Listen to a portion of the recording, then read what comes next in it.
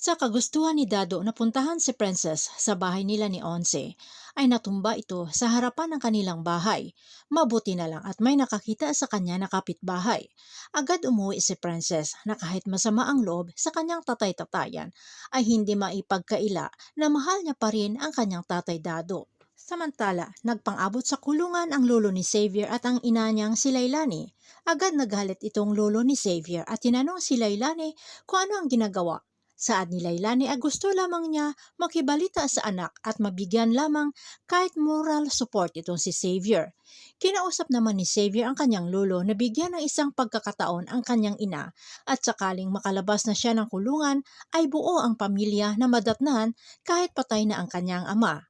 Nangako naman si lolo ni Xavier na konting tiis na lamang at natagpuan na ng kapulisan itong si Justin at makakalabas na siya.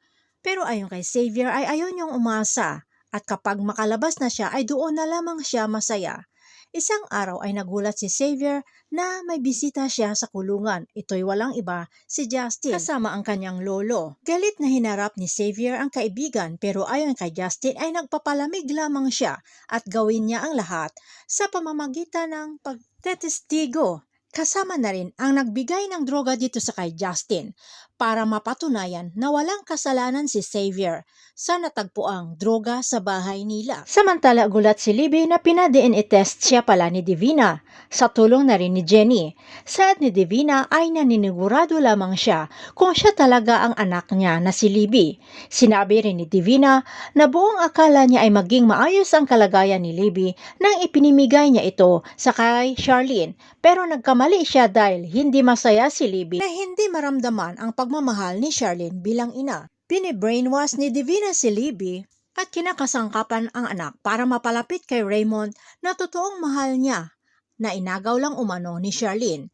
Sa simula ay tumututol si Libby pero ayon na rin kay Divina, maging masaya si Libby kapag siya at si Raymond ang maging totoong pamilya kasama ni Libby. At ayon sa plano ay pinalutuan pa talaga ni Libby si Charlene ng paboritong pagkain na siya pa ang nagbigay bilang peace offering sabay hingi ng tawad sa kay Charlene. At sa pag-uusap nila ay magsisimula sila sa bagong chapter at kalimutan ang hindi magandang pakikitungo sa isa't isa at kalimutan ang samaan ng loob. Nagplano na rin sila ng libo ni Libby at sinasuggest na ang kagustuhan ni Libby ay simple lamang kasama ang pamilya at ang malalapit na mga kaibigan. Samantala, dumating na ang araw ng debut ni Princess at Libby na si Princess ay dinaos ang debut sa loob ng kulungan kasama ang mga tinuturing niyang kapamilya, ang mga PDL, habang si Libby ay masaya ang selebrasyon. At dumating si Divina na umasim ang mukha naman ni Charlene at tinanong si Libby kung bakit imbitado si Divina. Ayon kay Libby na wini-welcome si Mami niya na isang close friend niya na nagturo umano sa kanya na family first.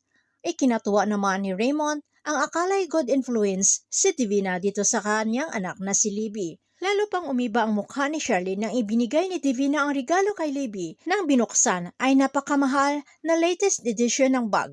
Masayang-masaya si Libby na umpisahan na nila ang party kasama si Divina, habang si Charlene ay parang labas na naman sa pamilya ng mga Cristobal, na parang si Divina ang tinuturing ni Libby na totoong ina.